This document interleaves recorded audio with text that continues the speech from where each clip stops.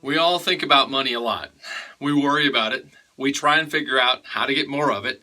We work on ways to save it, but we're probably best at finding ways to spend it. Money's important. But have you ever taken a few minutes to understand or think about what money can't do? Now, I'm not trying to say that money's not important.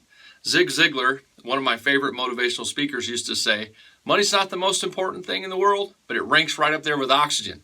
And I totally agree. But many people think that money itself is inherently evil, and that's not true either. In fact, you might be surprised to learn that the Bible has a lot to say about money. We're not surprised that the Bible speaks about prayer, but there are only about 500 verses in the Bible that talk about prayer. And we're not surprised when we hear that the Bible speaks about faith. Around 500 verses in the scriptures deal with matters of faith. But did you know that 2,000 verses in the Bible are dedicated to money and possessions? God knew that money would be important to us, so he had a lot to say. Let's talk about some things money can't do.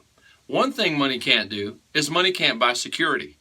Now, if you think about that, that seems ironic because so many people want more money so they'll feel secure, to get them through rainy days, to carry them through retirement, through the next crisis in life.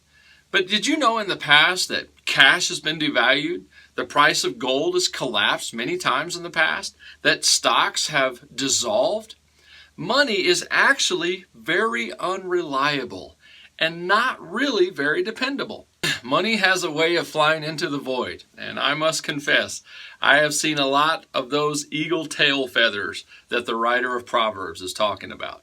That's why we say things like, easy come, easy go.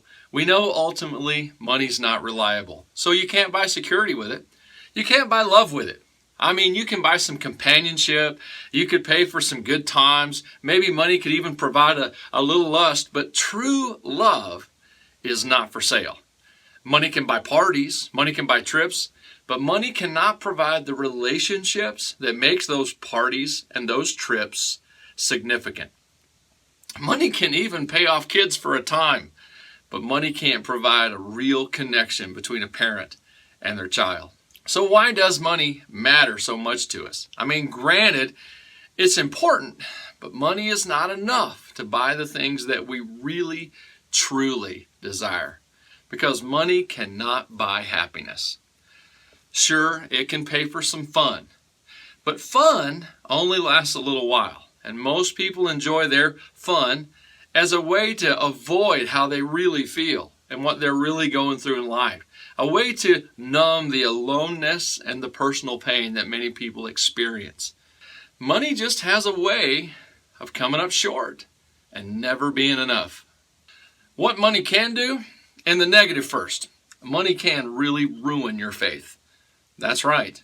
If we put our faith in money, which is inherently undependable and unreliable, it can do great harm to our spiritual well-being. Jesus told us that we couldn't love God and money at the same time. Sadly, most people choose to love money because they feel money is somewhat tangible. They can hold that cold hard cash, or they can look at those digital numbers across the screen in their bank account, and they feel like money can really be something they can hold on to, where sometimes God seems somewhat mystical or a little too spiritual for our human minds to wrap around. But money doesn't have to destroy your faith. In fact, money can be a way that we honor God. That's right. Giving gifts have been a big part of relationships since forever. People give gifts to show their love for their spouse or someone that's dear to them or to their children or even to the less fortunate.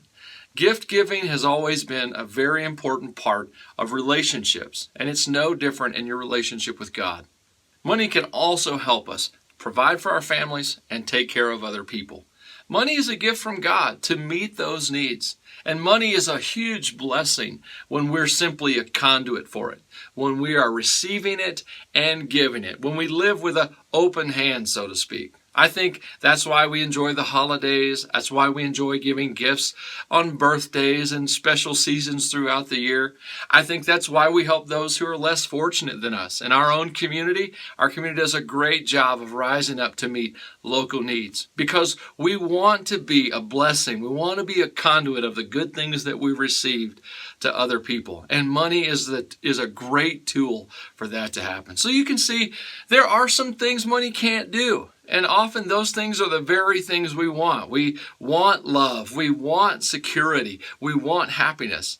But there are some things money can do if it's used as a tool and it's put in the proper place. So let's be careful not to trust money to do what only God can do. If you don't have a church home, we'd like to invite you to Ordinary Faith. We meet at Sunday mornings at 10 a.m. at the Young at Heart Senior Center on 2400 Reagan Avenue.